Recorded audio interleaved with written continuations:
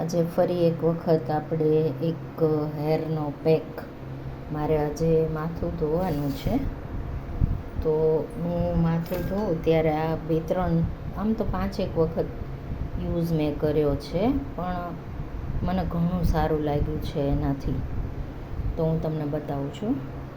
પહેલાં તો જાસૂદ થોડાક સૂકા હતા અને થોડાક હજુ પેલા ઝાડ પરથી પડેલા હોય ને એ મેં લઈ લીધા છે.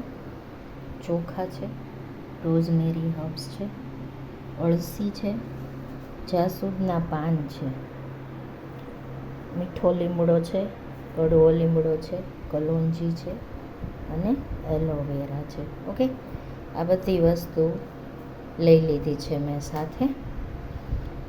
અને પાણી બોઇલ કરવા માટે ગેસ પર મૂકી દીધું છે.